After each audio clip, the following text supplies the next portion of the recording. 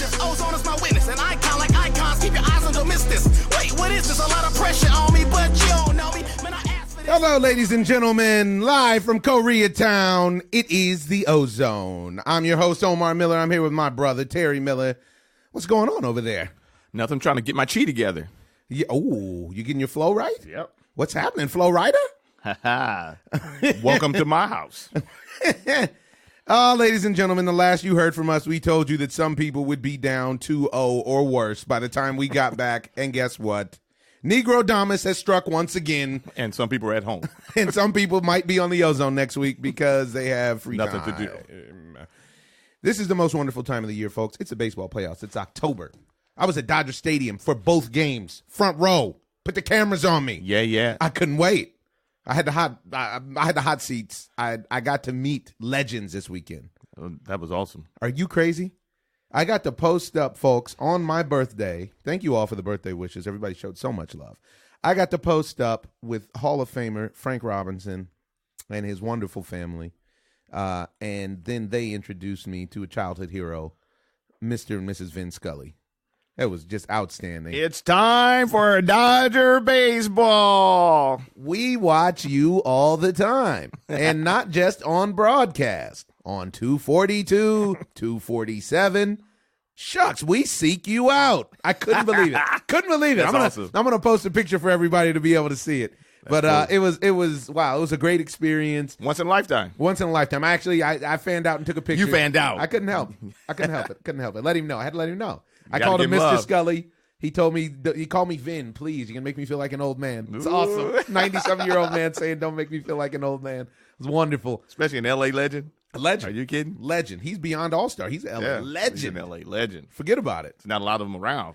A ground ball behind first base through Buckner's legs. I mean, he called the World Series with Billy Buckner. Tricked oh, what a game. What a guy. What a mouse.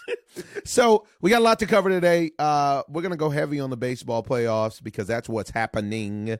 But then we have art imitating life, imitating art down in Miami. There's some cocaine and some Miami Dolphins involved. We got college football wrap up. We got some stories inside the story, but let's start off where we are now. Folks, in Major League Baseball, the division series is still happening for two of the series, one of which I think will be over by the time that you hear this broadcast, and the other two have ended. Let's start. Where you want to start? You want to start with your squad? You love them. Let's speak on it. Let's start with them young boys. Houston. Let's start with Houston. We have a problem. Houston does not have a problem. Everybody else has a problem when they have to face them. They sure do, because the Houston Astros came to play, folks. So you're going to confess now. You need to come to confessional. Listen, I've already confessed my love for Jesus Christ, my Lord and Savior. The confession has already happened. I'm talking about the confession of them Astros, them No.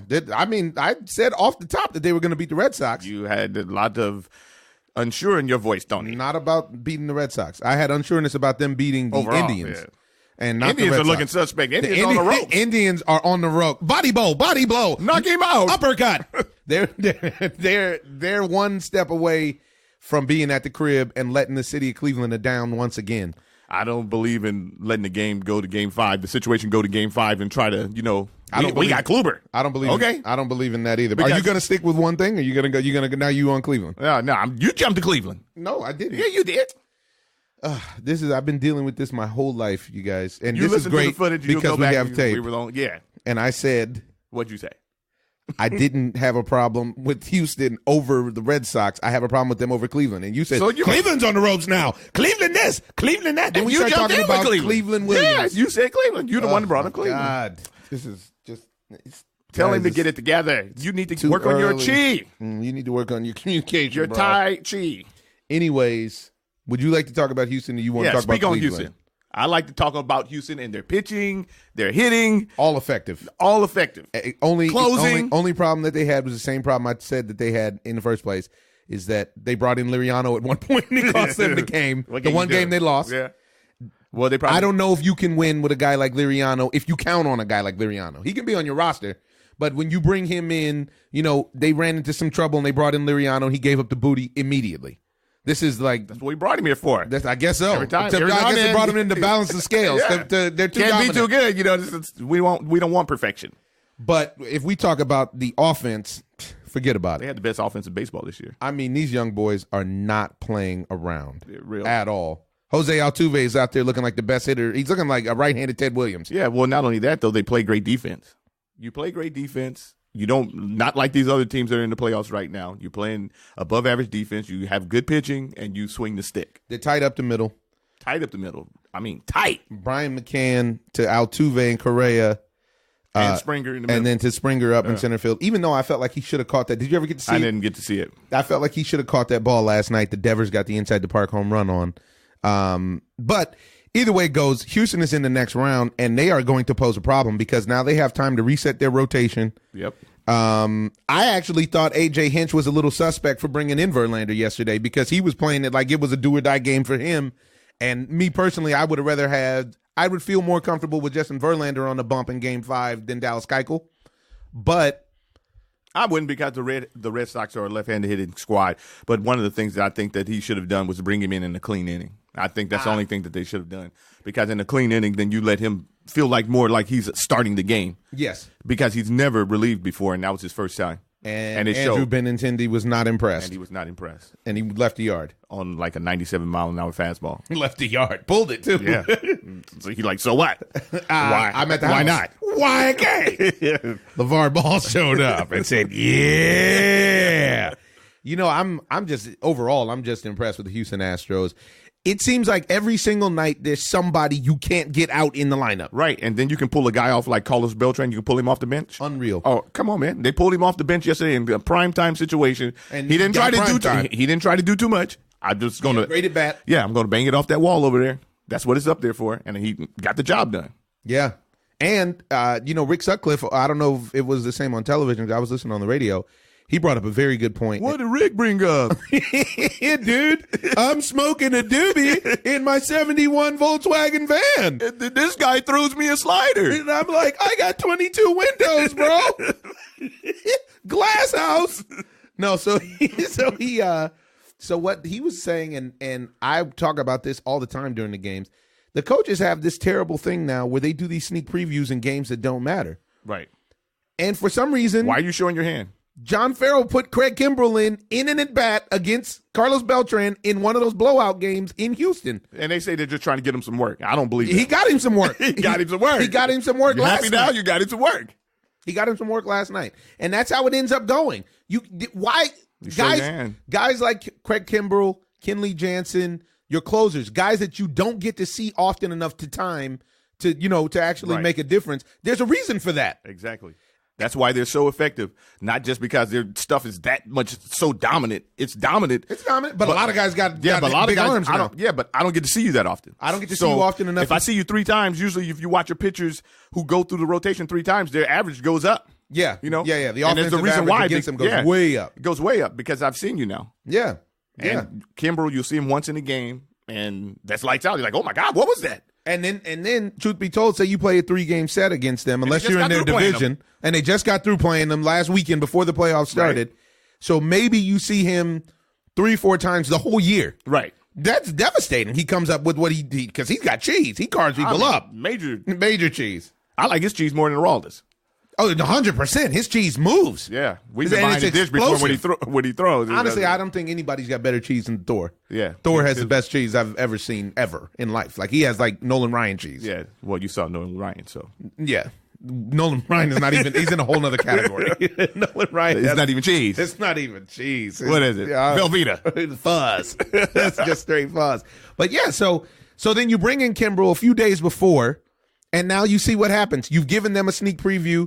I mean, Josh Reddick with the at-bat of the year for the Astros, to be honest, because he fought him off. That was a great at-bat. Yeah, that was awesome. You go 8-9 pitches, anything over 5 pitches with these closers, you're doing your work.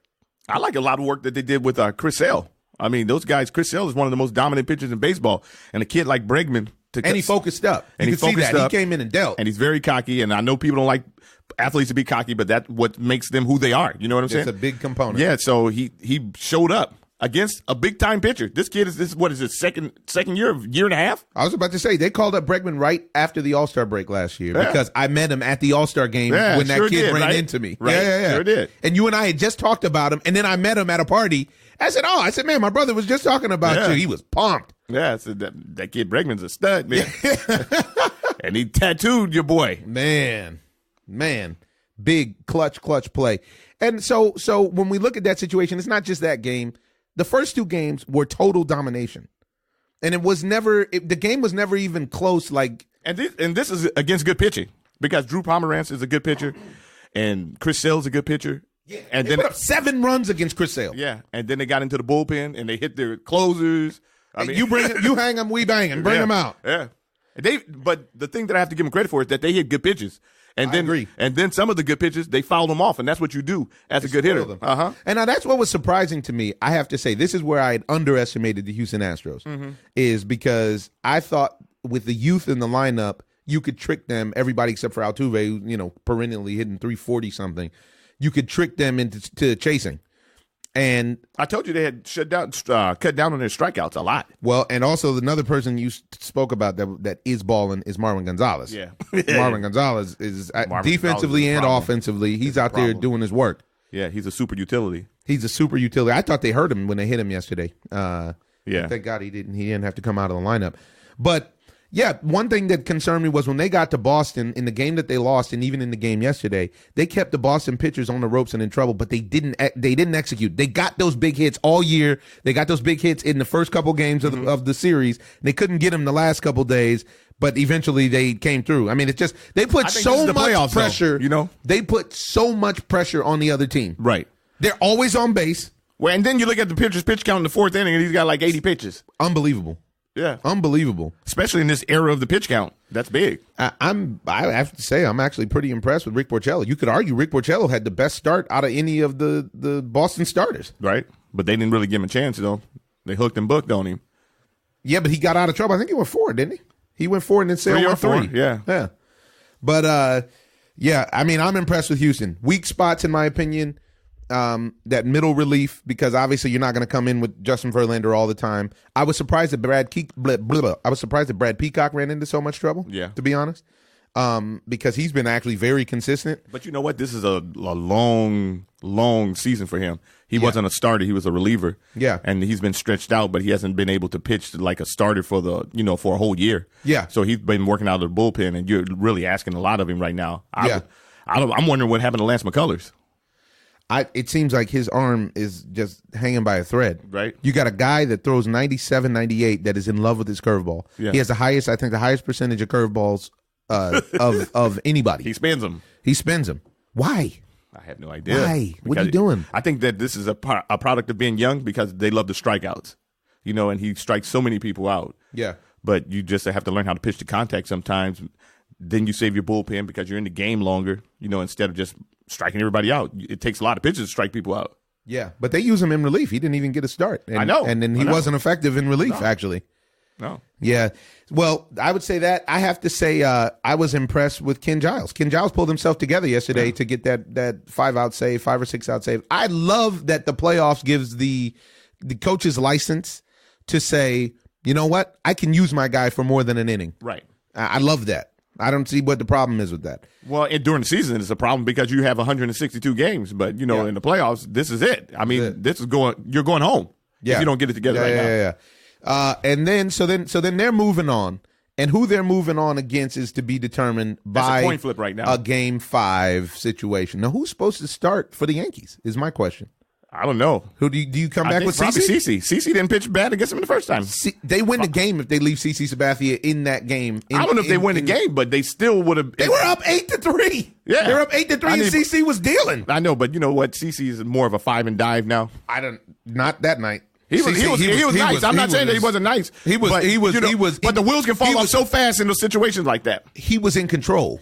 So what he wasn't doing was walking people. It wasn't, you know what I mean? And we keep seeing this time and time again throughout the playoffs. All of these relievers run into trouble walking people.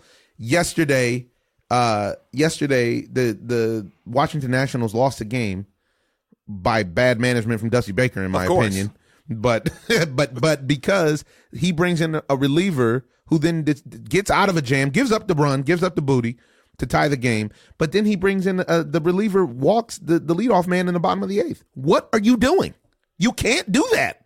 I'm giving you the Dusty Baker. And then what happens is that the Cubs, because Joe Madden has his team prepared, and they're fundamentally, even though they made 4 errors, they're a fundamentally sound team. You know what happens? You walk a guy, John Jay's in the lineup.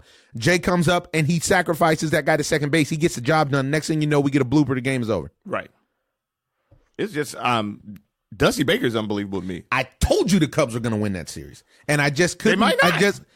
I would be amazed if Tanner Roark shuts the Cubs down today. Tanner Roark has not been that bad, but he's been pretty bad. He recently has not been that bad. Not recently. But he's been pretty bad this season in comparison to his norm. Right. I felt like Tanner Roark actually seemed like he turned the corner last year. Because if they get to go to a Game 5, I would take Washington in a Game 5 because they have the arms. The Cubs don't have the arms to compete with them in a Game 5 situation. Guys, then you're talking about them pulling out Strasburg and you're going Strasburg and Gio and all that kind of stuff. So you can pull those guys out. I'm not. When you watch the games, they don't look like they believe in Washington. I watched the game yesterday. The only person who looks like he believes is Max Scherzer. And Daniel Murphy. Bryce Harper looks a little indifferent to me. He doesn't. That's because of his injury, I do believe. Because he's a kid that needs his confidence because he hasn't been able to get his hacks. The minor leagues is over, so he can't get tuned in. Yeah, he needs to play like Puig plays. He needs to play with that fire. That's his style. That's his play. That's his style. Zimmerman cares. Actually, that's not true. Zimmerman cares. I don't think Rendon cares enough. I think Jason Worth cares, but there's only so much he's physically. I think Rendon is just a kickback type of guy. He's not an intense player. Yeah, I feel the same way, and I need my guys intense. I like my guys. Yeah, but he gets the job done. He's nice. He had a big bomb the other night. Had a big bomb. Yeah, you got a kid like Trey Turner. Though Trey Turner looks like the lights are too bright for him. They're too bright. Trey Turner, and that's a surprise for me because he has all the tools to put on his stunner shades. Man. He's got it all. He could be the superstar of the league. He could actually be like the next Mike Trout. He could be the next Derek Jeter because he's at shortstop and he's got it all. I wouldn't go that far. I can't give him Jeter because Jeter's never played like this in post. Never. Never. Not even when he brought him up. Never. He wanted it so bad. So you I speak with forked tongue. I said he could be. I'm giving him potential. You can't even do that. Giving him potential. You can't. After what I've seen these 3 games, I can't do that. You're right. Because I don't see Trey Turner. I don't know if he's gotten a hit in the series. Mm-hmm. He's the real spark plug to that offense. They need him. They need him, especially if Bryce Harper is not tuned in. Exactly. They need him to put pressure on the other team, and he's not there doing that. He's not getting on base at all. He's not walking. He's not getting hits. Yeah. He's swinging at bad pitches. He's having bad at bats. Bad at bats. And it just seems like somebody needs to take him to the side, a coach or another player, and be like, now. You going to jail now. Today is go time. I don't know who's starting for the Cubbies, but I know Tanner Roark is starting for the Quintana gave you a good start. Quintana, you know what it reminded me of? What? Him in the World Baseball Classic at the beginning of the year, because he dealt in the World Baseball Classic and like on 3 or 4 games, and that was before he was even loose. That was Jake Arrieta today. And that was before he was even, that was before the season had started. He was loose or anything, and he dealt for the nation. And now, why help riddle me this, Batman? Why are coaches bringing in relief pitchers who are not better than the starter they're taking out? What are you doing, Dusty Baker? Max Scherzer has a no-hitter going. Would have had a perfect game had it not been for bad defense. Right.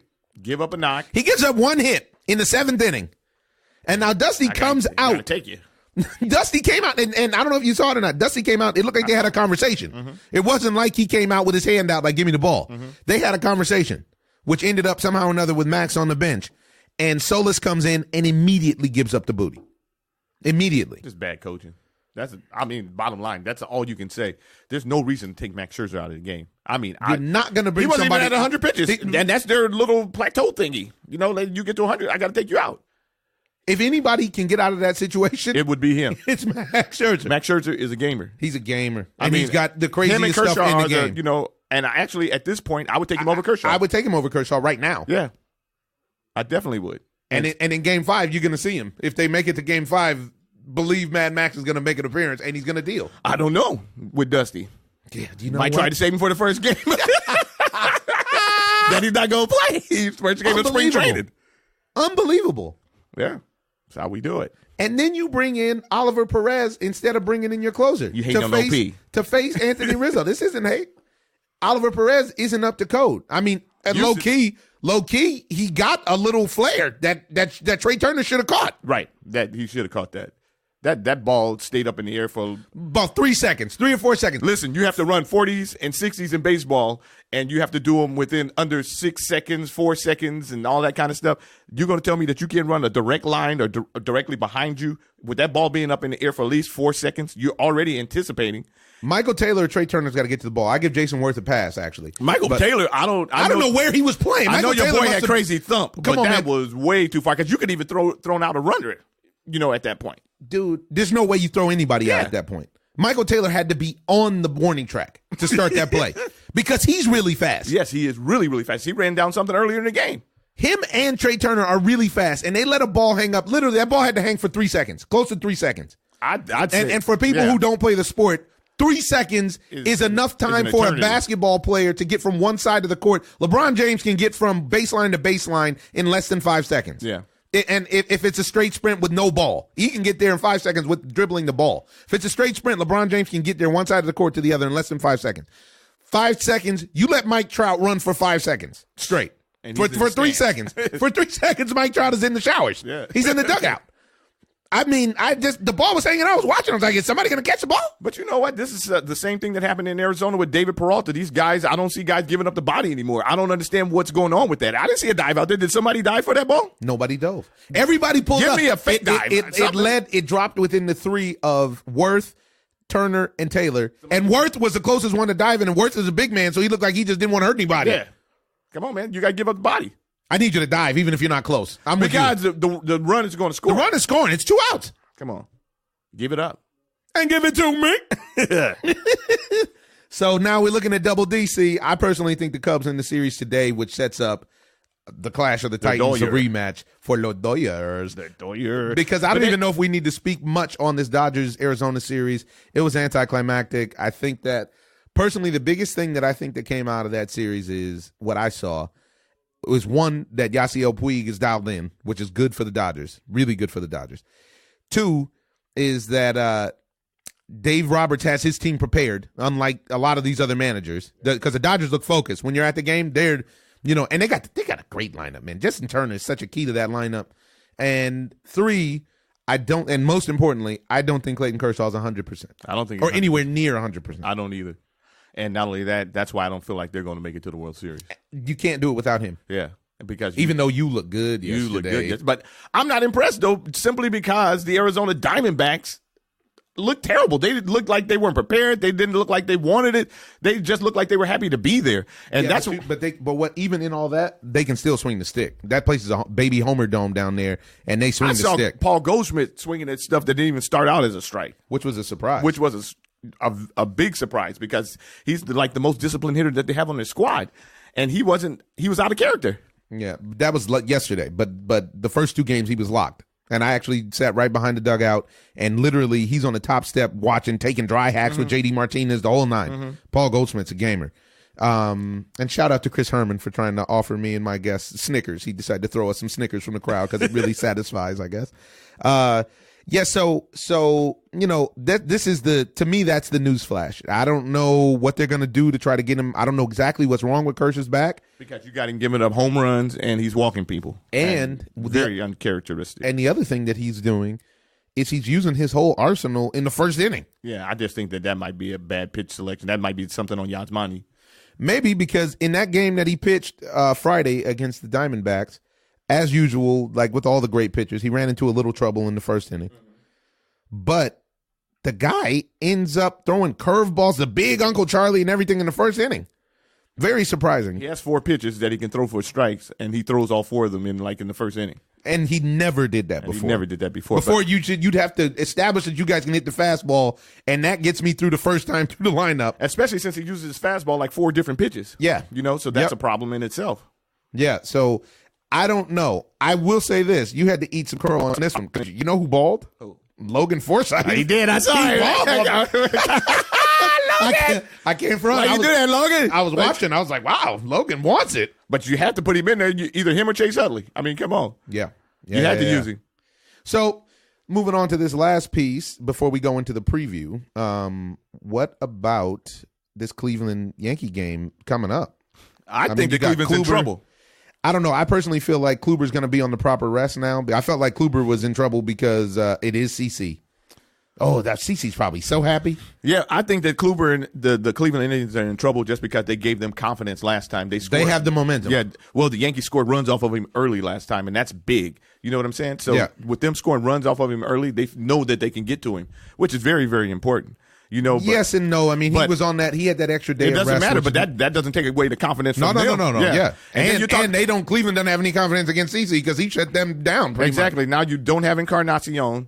And That seems to be the biggest thing going. To me, the biggest thing- he's totally changed. Their lineup seems like they just can't get it going without him. The biggest thing to me is that they shut down Jose Ramirez. Jose Ramirez is locked. He's been and like he's the core. He is. He's the Cobra Core. He's been like Jose Altuve. He's been like Yeah. he gets big hits, bombs, So doubles. this is going to hurt him next year too, because all the teams are looking like, oh, okay, this is what we need to do to him, because he can't even get on base. I'm talking about he looks baffled up there. He looks pretty bad, but Carlos Santana's swinging it. But I'd like to know what happened to your man Urshela at third base yesterday. Jeez Louise, did he have a Urshela, rough day? He stunk the joint up, and he hurt the squad bad. You're personally responsible for 4 Five. unearned I thought it runs? was five. Five unearned runs? 5 earnings. You can't do that. You can't. I think I'll have to sit you this next game. I don't think you're ready. I need to have a conversation with you at the very least. I don't even need to have a conversation. You got to sit down. I can't trust you. The pitchers can't trust him.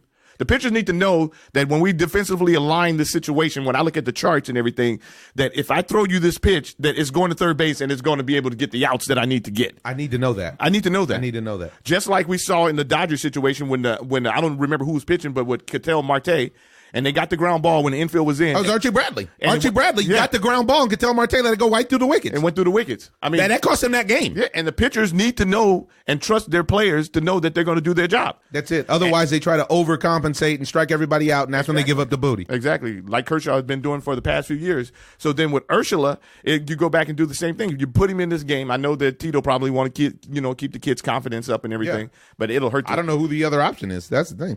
You have Jose Londa? Ramirez plays everywhere. Yeah, but who plays second?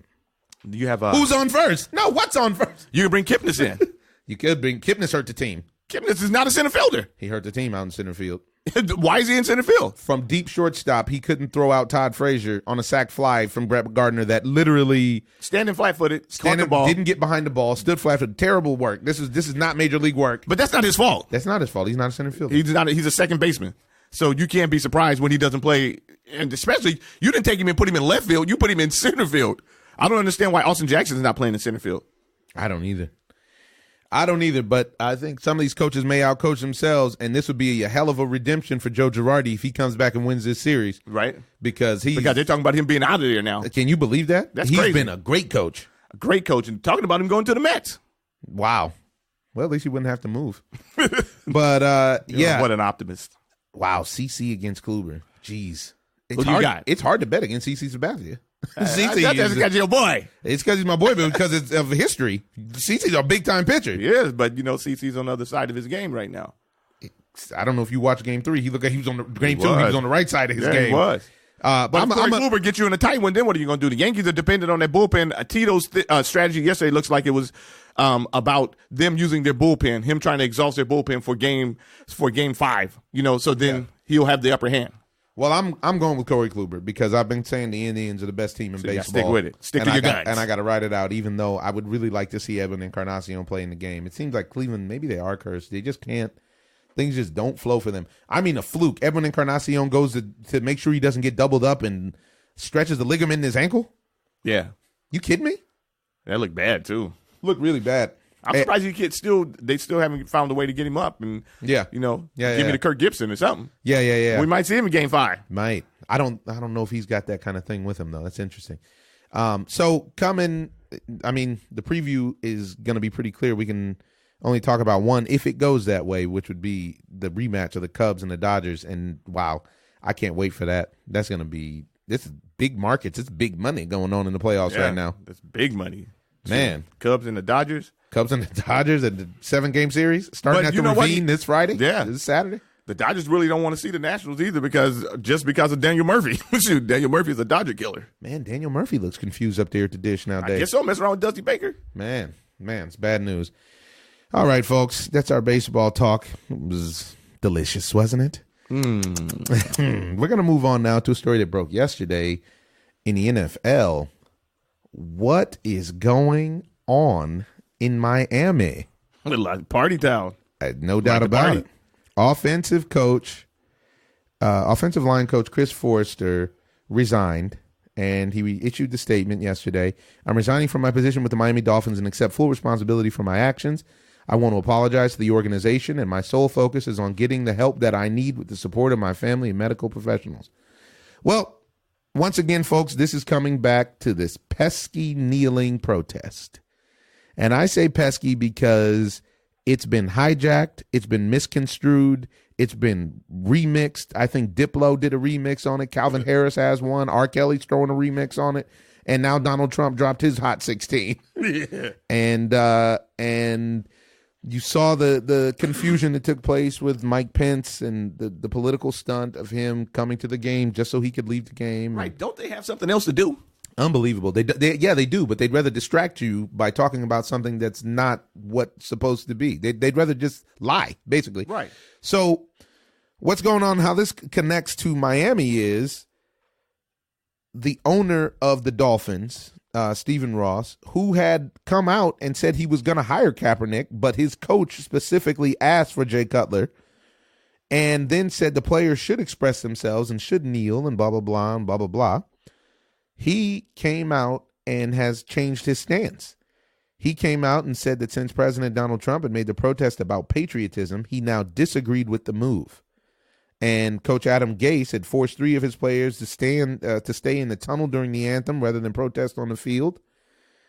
Couple hours later, a model from Las Vegas went to Facebook to blast the organization for the move, and along with her blasting, she pulled out a video of the offensive line coach snorting 3 super long lines of cocaine, taking that candy straight into his nose, and said, so quick to make excuses for him, but will roast a minority player over an anthem, dogfights, weed, domestic issues, etc. She put the video up of him getting high and said, but y'all keep saying all lives matter, huh? Shut the fuck up. If his ass was black, they would be dragging him through the mud, face first. That was her statement. Wow. And this is her statement, was to show that everybody's boo-boo stinks. Yeah. And now, again, he's resigned for this. I wanted to speak about, one, I think I got more traction out of this on Twitter than this guy did, because everybody's asking, Charles Green, why did you hire this guy? Charles Green, you should take over for them, blah, blah, blah, blah, blah, blah. So I felt like, one, I appreciate everybody's support, which was cool. And two, this is a wild situation in the NFL, because with the protest situation now, with the way that it's been hijacked, nobody can win. Nobody can win here. If the players stop the protest, then it looks like they punked out and they're not unified. Which they're not. And if the president and the owners say no, it's cool, then they don't appeal to their base, the middle of the country base. Right. But there's no answer, nor is there any equality or interest in what the original protest was about. There's no resolution. When I was on the talk show last year, when Colin first started it and Kaepernick first started it, I said I would definitely support him if I was on the team, as long as he had a clear-cut resolution. What ends the protest? So in this scenario, the protest is about authorities killing unarmed black people, black and brown people, and not being charged for it. Right. So what's the answer? Like, are they looking for legislation? Are they where do we come with an answer? And then on the flip side, the politicians now have gotten involved, and it seems like this is just a total power flex. Well, yeah, and it's like it's turned into a situation where it's them against us. It's a complete division. And when we're all supposed to be together. This is one nation, one country. Getting down just for the funk of it. I mean, come on, man. George Clinton already let you know. We're under a groove. Yeah, but we're not, though. But we're not. We're under a rut right now. We're in a rut because we can't get over the hump by just saying that everybody should be equal. And in asking for equality, it seems that it offends the hierarchy for some reason. We're saying as people, let's be equal. Not more than, not less than, just be equal. and they're saying no. They're literally saying no. They have a plantation mentality. They're saying it's about the flag. Stop disrespecting the soldiers. Right. And how many soldiers have come out and said that, they're purposely misconstruing the message. Right. It's the same thing that if you want to waste a day of your life, start talking about police brutality and violence against minorities on Twitter. And one of the very first things that'll come up is some meathead will say, yeah, but you guys should talk about black on black crime. What does it have to do with the authorities abusing their power? Who have been hired to protect and serve. They're supposed to be professionals. And I'm going to tell you something else. You know what else it doesn't have to do with is that in itself is a false narrative of black on black crime. And I'm going to tell you why. The majority of crime and violent crime perpetrated against white people is perpetrated by white people. 84% of crime committed against white people is white on white crime. Right. So the idea that people live in America in segregated ways in these communities actually has a lot to do with whether or not who's doing what. And also how they police. Because if you police you're primarily people of color, if you're just going to police in their areas, obviously you're going to find more crime. If you go to more an affluent area, you don't see police officers or cars sitting on every corner pulling people over nonstop. You don't see raids. Yeah, you don't see raids. And so thus you don't see them doing cocaine in their homes. Yes, exactly. You don't see as many tickets. You don't see any of that. I mean, my man was snorting the cocaine right before a team meeting. It could have been baby powder. I doubt it. Which would have been worse. He would have been on that flocka. And he would probably have cancer because that's why they have that class action lawsuit going against with the baby powder. And this situation, I would love to hear some ideas about resolution, because at this point, this is just about division. It's total. You hit it right on the head, in my opinion. It's total them versus us. And now that them is the owners, the president, and his administration, and versus the players and the people who support the players. Yeah, and I'm blown away by even with Jerry Jones. Jerry Jones had made this little pact with Donald Trump, which was a ploy, like we had said before. When he came out. And now he's going to say that he's going to sit the players. Whoever protests, whoever takes a knee is going to be sat. Guess what? This is when everybody needs to unify, not just players of color, but all of the players, because they don't understand that it's an attack on all of them. They're testing their unification at this point. It's not just about the players of color. So in that, they're breaking their union in a sense. You know what I'm saying? No doubt about it. It's another way to make sure that they don't have to they don't have to guarantee those contracts for the majority of the people and give them health care. It's another fear tactic. Yeah, so if you don't do what we say, you're going, and this is exercise your right, which is part of the Constitution. There's no other job that I know of that you can't exercise your right, and as far as constitutionally, and say if somebody came and said, hey, if you say this about the flag or whatever, then you're going to get fired. You can't do that. You can't stop anybody from. Well, it's not even, and the thing is it's not even. Again, that rides into the false narrative. It's not about the flag. Yeah, it's not even about the flag. Yeah, that's true. But I'm just using that as an analogy. Yeah, I know. When they want to use that, And what I'm saying is not even about that. So they've successfully hijacked the mission in general. Yeah, which is genius in a certain. It's an evil genius in a certain way. All of the Dallas Cowboys should sit down. I really feel it. Then what is he going to do? Let Dak and Ezekiel Elliott and Dez Bryant and all his primetime players sit down. It's going to be interesting to see, because now it's a constant pissing contest, and I don't see how anybody wins, to be honest. Yeah. And now because there's no end goal. No, and because and with what you just said right there, that's what ESPN's Jamel Hill said. And she said, you know what? People should boycott the sponsors who support the Dallas Cowboys. How about that? Yeah, and they should do the same thing for ESPN for putting her down. And then they put her down for 2 weeks. Yeah. They put the homie down. Yeah, that's not cool.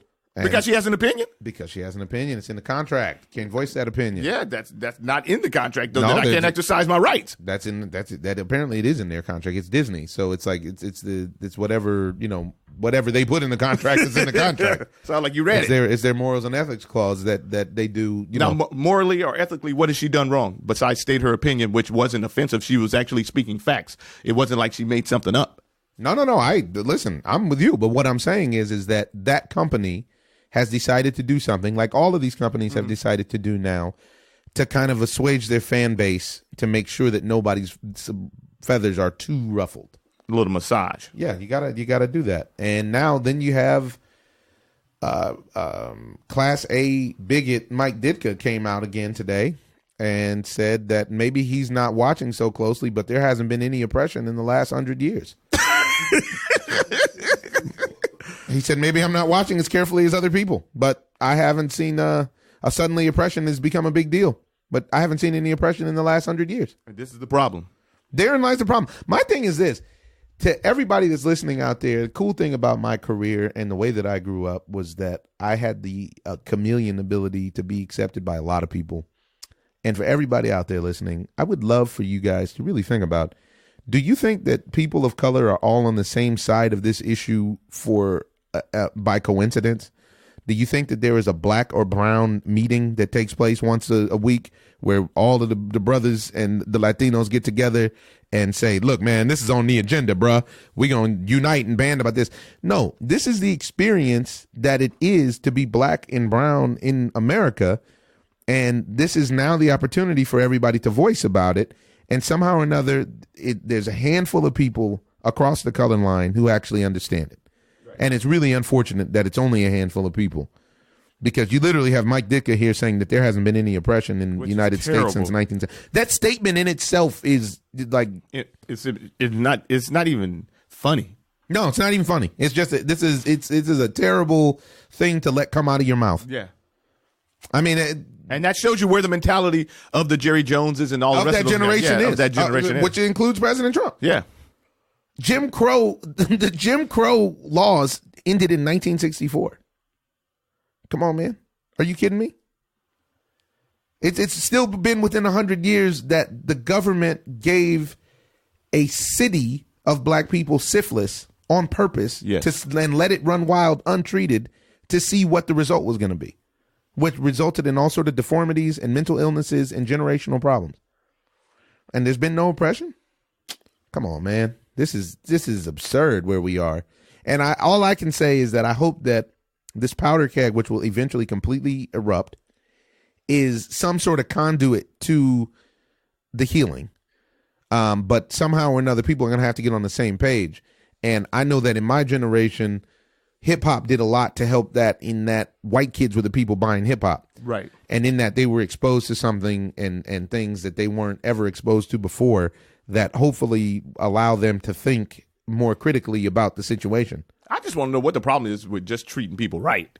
What is wrong with that? Well, Why is it? The problem is in your mind, right is relative. So that if relatively you don't see right as... Well, yeah, because Mike Ditka Mike Ditka is... He could take a lie detector test. He believes this. Yeah. This isn't... You know what I mean? That's the part that's most disturbing. Yeah, it's true. It's just unbelievable. Unbelievable what's going down. And then you see Adrian Peterson got traded to the Cardinals. It's good. It's a good move. It's a good move, but it's just hilarious because I remember when we talked at the beginning of this season and we were talking about who had the better chance for a bounce back, Marshawn Lynch or AP. And you were like, Drew Brees isn't going to give AP the ball, so it doesn't matter who they get. That's known across. Drew Brees is, if he's on the 1 yard line, he's going to pass it. Drew Brees is going to pass the ball. He doesn't care about running the ball. Man, and apparently neither does Ben Roethlisberger. Well, he cares about passing, he just can't. No, he doesnty care about running. Oh. I'm not saying that he doesn't care. Drew Brees cares about passing. That's the point. Big Ben is at the end of the line. Five picks. Come on, man. We have a list of guys that are at the end of the rope that they need to get out of the league, an all retired list. Who you got on the all retired list? Let me dig him up, because it's pretty ugly right now. We have some guys out there that needs to think about wrapping it up. Joe Flacco. You think Joe Flacco's ready to go? Are you kidding? Joe Flacco is terrible. What's the trip is that how fast you get old in football. It's like boxing in that sense. Yeah. Like immediately, you just turn into an old man. Right. We got Carson Palmer. Carson Palmer is finished. Fake Sports Center just put up Adrian Peterson, Chris Johnson, Carson Palmer, Larry Fitzgerald. The Cardinals offense is like a retirement community. There you go. You see? I mean, we're right on point. Then who else do we have? We have... who you got on your squad? Big Ben and Landry Jones, his backup. Both of them are terrible. Big Ben had contemplated retiring, and he should have stuck to it because he looks terrible. He hasn't been good all year. And this is something that you can't do half-hearted. No. your mind might say yes, but your body is saying something else because he's had a My lot. mind's telling me no. But what your body telling you? But your body. Wow. We got Brian Hoyer, Jay I didn't know Cutler, Brian Hoyer was still in the league. San Francisco, Jay Cutler, Case Keenum, Blake Bortles, Phillip Rivers, and Eli Manning. That's almost half the league, dude. And I didn't even throw it. I'm on the bubble with Andy Dalton. Andy Dalton looks like he may be ready to sign up. Yeah, because for a nice and now you're going to tell me that Colin Kaepernick can't fit in anywhere on any of these squads with these quarterbacks? These guys are terrible. And even beyond Colin Kaepernick, let's just get with somebody who can actually play. Right. Let's look at this situation down in Texas. This kid, Deshaun Watson, Is lighting it up. 5 touches every week. and has been since he got his first snap in the league. All he needed was the ball. All he needed was to get behind center. And instead they wanted to play games and play grab ass with Tom Savage to start. Well, Which may have cost them that first game. right. Because Deshaun Jackson came in and got busy. Yeah. But you talk about a guy like Tom Savage. Let Tom Savage go and play somewhere over these guys. These guys are – put a fork in them, man. Carson Palmer. Okay, Carson Palmer's throwing 300 yards now, but he's not getting in the end zone. He can't throw the ball down the field. You don't have receivers that can stretch the field. I mean, he has receivers that actually can stretch the field, but he can't get the ball to him. I don't think that they understand that sometimes Tom Brady is, it's very rare for a player to play like he's playing at this age. But I don't think Super that rare. Yeah, but I don't think that he's I don't know if it's ever happened Yeah, before. and I don't think that he's taking a punishment that most of these guys have taken. And he had that year off in the middle of his career because of the ACL injury. Right. Joe Flacco has had a bad back. I mean, Andy Dalton had a shoulder injury before, didn't he? It seems like the bad back is really which bodes very poorly for the Raiders. Yeah, because Derek Carr made me want to think about it, wrapping it up. It's a little early, but still, he's on the Tony Romo mode. Right. Right. So it's bad right now, man. Phillip Rivers just looks like, I don't even know. They just stick him up in the pocket now. Phillip Rivers looks like he should retire. Yeah, and forget about Eli Manning. You'd like to forget about it. Giants fans would love to forget about Eli Manning. And now they have no receivers with no quarterback? Are you kidding? Odell Beckham breaks his ankle. And Brandon Marshall needs to have season-ending surgery. They haven't said what it's for, but he's having season-ending surgery as well. And they already lost their third receiver. So where do they go? I mean, do you have a farm team or something? It's bad news in the NFL, man. Guys get busted up bad. You saw J.J. Watt got busted up bad. Yeah. Yeah, I feel bad for J.J. You see the big man cry. Man. This is unfortunate. Really unfortunate. Let's see, we got a caller we want to talk about. Fellas, what's going on today? You tell me, Hey. Trucker Dave, where you at in this great country, the United States of America? Right now, I'm heading east on I-40 in beautiful state of Arizona, just past Flagstaff. Zona, who Nice. just picked up Adrian Peterson. I know. That was a great move because they only gave up a conditional pick, and he has 23 carries, 87 yards with New Orleans. They're not using him, but he's still averaging over 3 yards a carry. Yeah, and that's not bad. It's definitely going to be better what they're getting now. Yeah, definitely it's going to be a much better improvement. They're waiting for the running back to come back, Nick Johnson. So, what a great feeling. Now, what do you think about this situation with the fan who decided that he wanted to try to get with all-pro 325-pound Donald Penn outside of the Raider game after the game? What do you think about this situation when the fans go bozo and decide that they want to do this stuff? Well, I think it's amazing. I think the fans just feel like, we're the price of admission. So, meaning we can do whatever we want to do to you. So, Donald Penn doesn't have any control over something like that. He's on the offensive line, and they have a 3-game losing streak. That isn't on him.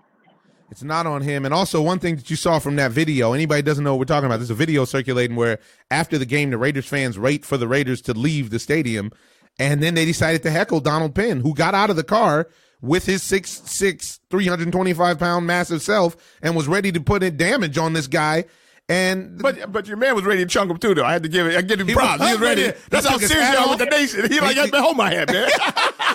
He gonna get him a dub. He gonna get him a win either way. then he's Somebody gonna get a knocked win. out. He's what he's gonna get. Somebody's gonna get a win though in the nation. somebody in the nation's going to get a win because somebody's getting knocked out. Somebody's going to the mountaintop. And I'm going to put my money on the professional athlete. No question. But I agree with Trucker Dave here. The fans feel like they own you, and I can tell you that from my experience as well. People feel like they can do whatever they want to with you when they recognize you. A lot of touchy-feely going on. It's unbelievable. And certain people are not built for that. Certain people who are in the spotlight aren't built for that criticism. They aren't built for that physical nature of people of having to contain yourself when the other person can say and do whatever they want to do. Yeah, well, look at Penn, though. This dude just lost a game. If he's serious about his thing, which he is. Yeah, most athletes are not going to sit around and take a loss and then hear somebody that can't even play anything sit around and tell me. 100%. Tell me about what you could do. I can tell you what I could do. This guy was. I sympathize with him, man. He's got the most. You have to look at who has the most to lose. Okay, so Donald Penn goes and fights this guy, breaks his nose. Now you got an assault charge. Yep. You're going to get sued. Just that, it's not worth it. This is what I was telling T earlier about. We went back and forth about Marshawn Lynch not wanting to speak. Hey, you're a public figure, but he's making his own show where he's speaking on that show. Well, you got to speak, man. I mean, that's one of the requirements. Wow. Well, it's interesting. I think we got a bunch of injuries around the league, which changed the landscape of the league. Going into this week now, who do you feel like is most impressive and who you should look for in January? Well, it definitely has to be. I know it's obvious, but the Chiefs and the Carolina Panthers. Whenever you can run the ball like Kansas City can run the ball, and you have a solid defense, what are you really missing? You got a special teams guy. They basically have it all. And it looks like, to me, the league has finally caught up to the Patriots. It looks like their scheme. It looks like the speed of the game has caught up to Tom Brady. That's what I was thinking. It looks like the speed of the game has caught up to Bill Belichick and Tom Brady. Yeah, so things are evolving. There's so many stars getting hurt, but there's new stars in the wing. Look at Leonard Fournette. The guy just went for 181 yards and 2 touchdowns, I mean, it's awesome, man. I mean, it's awesome. You got great young quarterback play, but right now it's a little bit too early. But if Kansas City's playing this good early, I don't see them playing that bad late. Yeah, and then they have that other kid that if Alex Smith gets hurt, they have Mahomes that can come in and pick up that can throw the ball, boy. That kid is ready to go. Yeah, that kid's ready to go. But look at Alex Smith. He's completing over 70% of his passes. Then you got Aaron Rodgers being Aaron Rodgers. Dallas with no defense. When it counts, they scored a little bit too early, and Dallas just can't beat Aaron Rodgers. But they just can't beat Green Bay and Aaron Rodgers. Coordinating problems because I don't understand why you were man-to-man down in a situation like that when you know that they need to get it in the end zone. At least play for the field goal. Play a nice zone right there. You know what I'm saying? Why are you playing man-to-man? He bodied up, he pushed off, and he got a touchdown. They don't want to win. They don't. I agree. They don't want to win, and there's too much controversy dealing with Jerry Jones. I wouldn't be surprised if players throw plays, and there's too much controversy going on. You don't like the owner because he's telling you he's acting like your daddy directly, and he's telling you what you can and can't do. And right. I think there's just too much confusion going on with that situation, and it's because, like we spoke about before, Jerry Jones is the star of the Cowboys. Yeah. It doesn't matter who is the Cowboys quarterback, running back, coach, so on and so forth. Jerry Jones is that star on the center of the Dallas Cowboys field. It's Jerry's world, and he has no interest in changing It's it. a lot like when Al Davis was alive. Yeah, but Al Davis was not. Al Davis was overly supportive of his players. Yeah, when Al Davis was a forward thinker. Yeah, that's what I mean. He was like overly supportive. He was overly progressive to the point of like discipline problems. Yeah.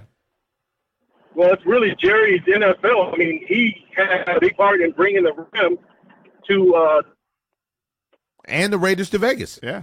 He has a big say, and that's why when you saw on Ballers this season, the character that's Jerry-esque, you see that guy. He holds that sway in the league. Yeah, he does. He's very, very powerful. And I was told that he was the one that really got Tony Romo that gig down there in CBS. I wouldn't doubt. Tony No Romo question. has been great, man. Tony Romo, I'm surprised he's calling stuff before it even happened. Like, wow, that's from a quarterback's point of view, though. Yeah. Yeah. And they're trying to do right now make a new rule that every player has to stand now. The owners. Yeah, this is what we were just speaking on. There's no resolution to this thing, so it's a nightmare because either side backs down And in this pissing contest of bravado, then they both lose. But if either side compromises, then they also both lose on the ego tip. They need a resolution on both sides because this has taken away from the game. Yeah. And it hasn't drawn attention to the actual issue. This is my biggest thing. And this is the president with his backroom dealings with all these Trump supporters that were the owners in the NFL. So they're making all these deals with him so that they can get these players pretty much under control. They got to get them under control. Yeah, they got it. That's a plantation mentality. Yeah, and I think it's really hurting Colin Kaepernick because they're looking at him like, okay, you spearheaded this. You were already blackballed, and he reached out to the Tennessee Titans, and the Titans said, nope, we're not interested. Everybody that needs a quarterback is like, you know what? We'd just rather go with a guy like Jay Cutler than you. And if you look up white privilege, in the dictionary, you will find a picture of Jay Cutler. It would be him right there. That guy's got more chances than anybody that I know. Unbelievable, man. Yeah. Unbelievable. Yeah. All right, Trucker Dave. We're moving fast on the Ozone today. Appreciate your input. Be careful out there and give us a toot-toot when you get a minute. There we go. Trucker Dave, ladies and gentlemen, always a family of the Ozone. It's a really good point that he brought up there. It's a really good point. Which one? Just talking about how they're trying to enact a rule, and in enacting that rule, it basically justifies them making Colin Kaepernick the spearhead of this movement, despite the fact that he hasn't been playing, and he even played ball with them by giving them their money back when he didn't have to. I would never get over that. I mean, neither. I think it was like $60 million. Yeah, and he needs that now. Because he's not going to be able to find work anywhere. Well, the movement needs that in general. Yeah. We got another caller talking college. What up? Next victim, live in the Ozone. What's happening? Chilling. What's good, neighborhood? You got it. Man, you got it. Apparently you do have it. You talked about Michigan State putting a hurting on Michigan in Michigan. I mean, I'm going to have to start taking your picks to Vegas. What's happening, victim? Man, you better roll with me to Vegas. Hey, I'm mad at myself that I didn't put nothing on these picks, but I did. I put $1 million on it because I put it on the Ozone. Somebody came up, and that's what matters. Yeah, bruh. What do you got today, man? Well, we're moving and shaking over here, talking about the State of the Union and how the kneeling protest has gotten out of hand in the sense that the message has been hijacked. They've made it about something else, and now there's really no path to resolution for either side. And this is the lose-lose, and it's just another situation in the United States where the division is reigning supreme. And we're talking about baseball. We're talking about potential game 5s, win or go homes. We got all kind of stuff popping on the Ozone. I'm trying to figure out your take on college football, and I got a heavyweight proposition for you as well. Okay, so let's hit this college football up real quick. Let's hit him. As you already mentioned, if you pick Michigan State, them Spartans, you won. So Michigan State it was an excellent game. In Ann Arbor, the rain started coming down, changed the complete role of the game. So then it became just, in between the lines where it was handoff, run, turnovers. Michigan State ended up putting it off 14-10. Harbaugh can't handle Michigan State at all. So, and as mentioned, it's like Michigan State plays the right style of football, which is, NFL, professional type football. And Michigan still wants to run the spread offense, and that stuff doesn't work when you're playing against a powerhouse. But the regulars won. Alabama beat Texas A&M. Wake Forest lost to my other boys, Clemson, 28-14. One of the other upsets was Iowa State pulling off a game against my Oklahoma Young Sooners. I saw that and planted the flag in the middle of the field. How disrespectful. Yeah. Literally planted a flag. Disrespectful. You're not supposed to do that ever, but it was done. It was done, So at this point, Oklahoma dropped from number 3 to all the way to number 12, which is a big move. So they college championship, it may be a wrap for them, but they're young. So next year, a couple of years after that, they'll be ready. Penn State still in the game. 31-7 over Northwestern. My boy Saquon Barkley, he made his stage in the Rose Bowl last year when he ran all over them boys.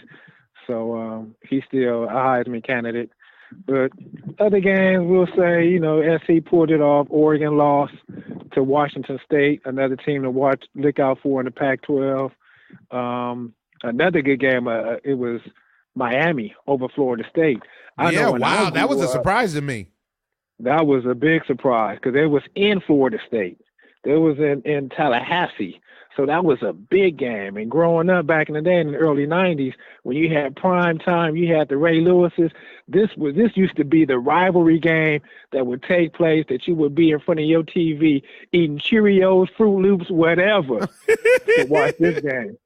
So much talent. There's so many Hall of Famers in them games back then. Now it's just a game. It's just a game. Right. But it was an exciting game, and Miami ended up pulling it off on a minute and a half drill that went about 80 yards. And man, the catch at the end was dope. It was dope. It was like playing EA Sports or something. It's in the game. And what do you got this weekend? Give me one of your magical picks. You got this weekend is what I want to know about. This week. Man, it's a couple of games that catches my eye. Clemson is playing Syracuse. That one may be, if I will go on the points on that one, because depending on if the quarterback for Clemson, he got hurt this past weekend. So I will go with the odds on that one, whatever Syracuse, what the spread is. This week there's no big upsets for myself. Oh, okay. It's just going to be. You think it's all square biz this week? Pretty square biz. Pretty square. Everything is going to be close because, you know, the college football season is right in the middle and the heartbeat of it, and everyone is the injuries and the different style of plays, the weather, the climate, everything is taking place right now. So the games are going to get a little bit tighter. They're going to be a little bit more exciting. So I'm going to go with all the favorites this week. All right. I don't see no big upsets. All right. Well, we're going to move into, and I think that's the right way to play it. I have a problem when I gamble. Sometimes I want to force a surprise upset, and then I'm the one that's surprised and upset. It doesn't work out the right way. You better roll with your boy then. You better roll with your boy. Right now, what we're going to roll with is one man out of Alabama, out of Tuscaloosa, named the Bronze Bomber. He's the WBC World Heavyweight Champion, and there's some interesting stuff going on in the heavyweight division in boxing, and we want to speak on it right now. I just want to know what the hell is going on in the heavyweight division. What is going on? I just woke up to multiples of articles where Josh was stating that he's just not mentally, physically, emotionally ready for me. That it may take up to 2020 till he can build up the courage to really fight me. Basically talking about getting me old. And don't you know this black don't crack? I ain't getting old no time soon. Trust me. Trust me. Is these guys that scared? I keep telling y'all guys over and over again, I'm the most feared. Again, I repeat, I am the most feared heavyweight in the division. None of these champions, the best, don't want their O to go. They don't want to lose their record. And then Hearns talking about he'll knock me out in 3. Didn't make the motherfucking fight then. Why you scared? It's either two things. Either y'all scared or y'all doping too. Which one is? The Bronze Bomber, Deontay got something to say. To which Anthony Joshua responded, hey, look, soon I'll be ramming my jab down Wilder's throat. And Anthony Joshua said that, and classic down south work, Deontay Wilder responded with, you gonna be ramming your jab down my throat? Ew. To be honest, this don't sound too good unless it's some next level ish. I guess I had to son you and teach you how a champion supposed to talk when they hear you. They should also feel you. Church. First lesson. Next time, I'd rather hear how you gonna knock my ass out. Make me smile. I'm a real one to make them all talk. I'll bring it out. He didn't appreciate that ram down the throat. I'm with the champ on this one. That one didn't sound right. That was some Euro work. That was We don't play like that out here. that was Euro slang. And AJ didn't know that's not how. That's stateside. That doesn't sound like a fighting threat. That sounds like something else. Sound like something else. Right. That we ain't interested in. And it's very interesting to see because as they build up, obviously this is part of the build up to actually making that fight. I don't think I've ever heard a fighter just come out and say, like Joshua said, that he wasn't necessarily prepared to take on an opponent. There's an honesty there. And honestly, seems like he is prepared. I don't know what he needs to do because to me, after judging from his last fight, or did you read wherever it came from? Yeah, he had a thing where he was saying, I have to give Wilder his props, but we're not prepared to fight just yet. But he's definitely on the radar because I have to put him on the radar. Blah blah blah blah blah. And I just think that it's a situation where you have to deflect to your promoters, and he didn't do it the right way. He didn't follow protocol. So. I think he's young. Yeah, because I don't think that Anthony Joshua is scared. I can't imagine, especially after fighting Klitschko. I can't imagine. You should be afraid of anybody out there. Exactly. Yeah, I agree. Last piece that I want to speak on, quick, fast, and in a hurry, is the Cleveland Cavaliers just named Dwayne Wade their fifth starter. Honestly, the Cleveland Cavaliers have maybe the best team in basketball, one of the best teams in basketball, obviously. Not the best. Obviously, everybody feels like, and all the GMs feel like it's Warriors than everybody else. But I think if that team can gel and stay healthy, they can give everybody problems. Everybody. Because if you look at Derrick Rose's numbers are legit. Dwayne Wade knows how to win, even though he's old. Hopefully, Tyronn Lue doesn't overuse him. And then you have the surprise anomaly, which has nothing to do with the Cavs, but just has to do with big money in basketball. That Joel Embiid is just signed for $150 million over 5 years, despite the fact that he's never played a full season. Right. He's not even proven. Can you believe this world that we're living in now? Crazy. It just shows you how much money that's in the league if they're willing to do something like that. And how great their union is. Yeah. Not like the NFL. What do you think about the upcoming hoop season, Tipper? Man, you just named the Cleveland Cavaliers starter and some on the bench. They got 5 MVPs. Wow. Oh wow! They led the league in MVPs. they have a lot of MVPs, man. They past and present, right? And they are the Cleveland MVPs. And you know what that squad that they have? You know who really gets the shine on that is Kevin Love.